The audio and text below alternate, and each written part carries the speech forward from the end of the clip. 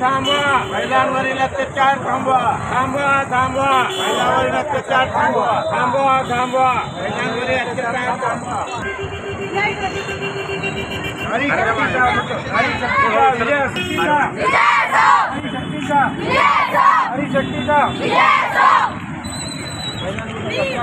महिलांवरील अत्याचार दूर करा महिलांवरील अत्याचार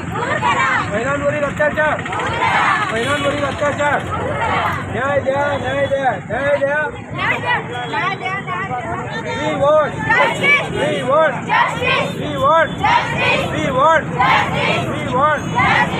want महिला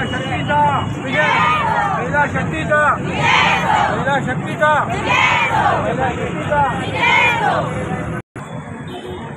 आज देशभरामध्ये एक अत्यंत अस्वस्थतेचं वातावरण आहे।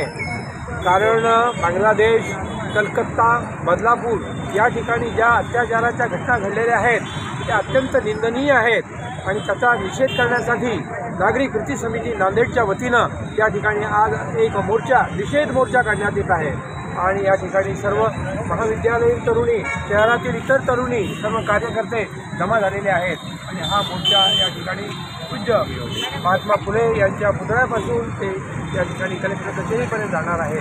हा आपल्या नांदेडकरांच्या मनोभावनामध्ये असलेला एक मनाप्रकर्षानं ज्यांना वाटतं की आपल्या देशातील तरुणींचं, महिलांचं, बालिकांचं संरक्षण होणं आज अत्यंत गरजेचं आहे। आपण स्वतःला आम्ही फार सुसंस्कृत देश समजतो, संस्कृतीपूर्ण अशा प्रकारचा देश समजतो, पण आपल्या देशात होणाऱ्या कुठल्याही अत्याचाराच्या घटनेचा आम्ही निषेध करू। एवढंच नव्हे तर परदेशामध्ये होणाऱ्या, जसं बांगलादेशमध्ये हा जो अत्याचार झालेला आहे त्याचा आम्ही या ठिकाणी निषेध करण्यासाठी तो आहोत। जगात कुठेही महिलांवर, नारींवर, बालिकांवर अत्याचार तो निषेधार्ह आहे आणि आपला देश हा सुसंस्कृत देश, जगाच्या पाठीवर भारत म्हणजे एक महान संस्कृती, प्राचीन संस्कृती म्हणून समजली जाते। या देशात कुठल्याही प्रकारच्या अशा प्रकारच्या अत्याचाराच्या घटना त्या खपून घेतल्या जाणार नाही, म्हणून आपल्या देशातील सर्व नागरिक, सर्व महिला, सर्व जण या ठिकाणी देशानं सर्वत्र आज देशभर अशा प्रकारचा विशेष मोर्चा काढला आहे।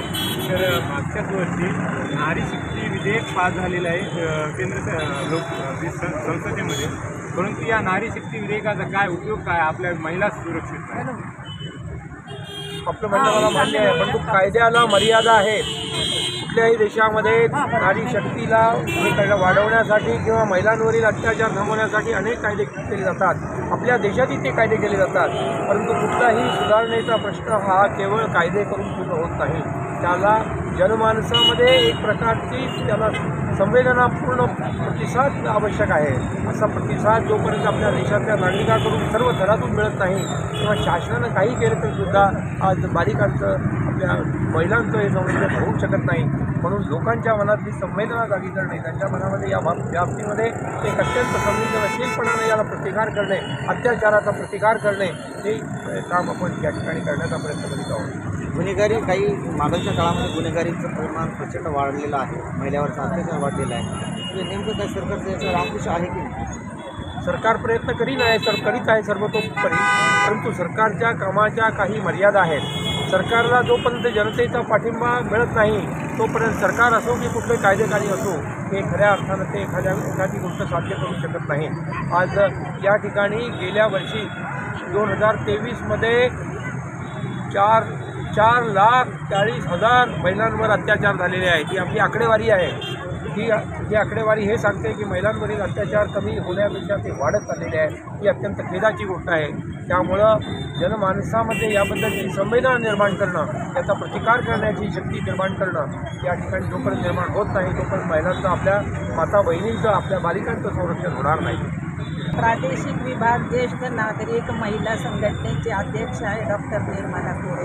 तर आमच्या संघटनेच्या वतीने सुद्धा या कृती समितीच्या माध्यमातून आम्ही या निषेध मोर्चामध्ये सहभागी झालेलो आहोत। मला एकच या ठिकाणी असं म्हणायचं आहे की सरकारच्या पातळीवरती सरकार प्रयत्न करत आहे, पण आपण जनतेनं सुद्धा त्यांना सहकार्य करण्याची गरज आहे. आपण पेटून उठलं पाहिजे, आपण या विरोधात आपण काम केलं पाहिजे, तरच कुठेतरी या सगळ्या ज्या महिलांवर होणारे अत्याचार आहेत हे थांबणार आहेत. आणि त्यासाठी प्रत्येक नागरिक, महिला असो की पुरुष असो, प्रत्येकाने जागं होऊन या अशा घटनांचा आपण खोलात जाऊन ते समूळ उपटून कसं काढता येईल आणि ज्यांनी अत्याचार केलेले आहेत खरोखरच त्यांना दुसरी कुठलीही शिक्षा नको, फक्त फाशी म्हणजे फाशीच झाली तरच हा जो प्रकार आहे तो कुठेतरी थांबेल, याशिवाय दुसरा पर्याय नाही.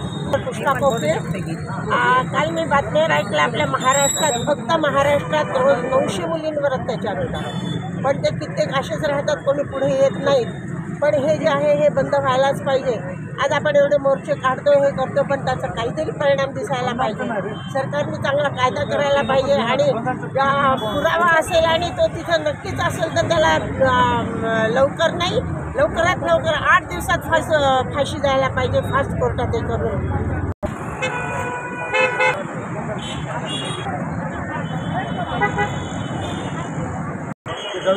बघा, हे आपला मोर्चा जे आहे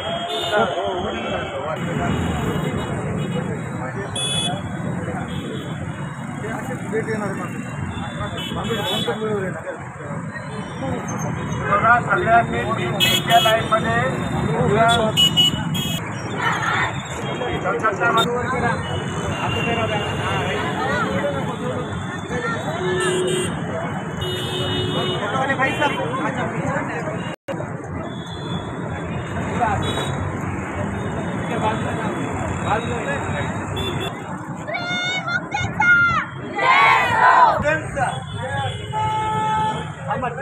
विजय असो.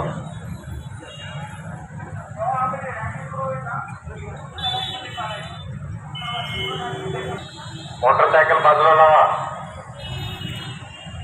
38-37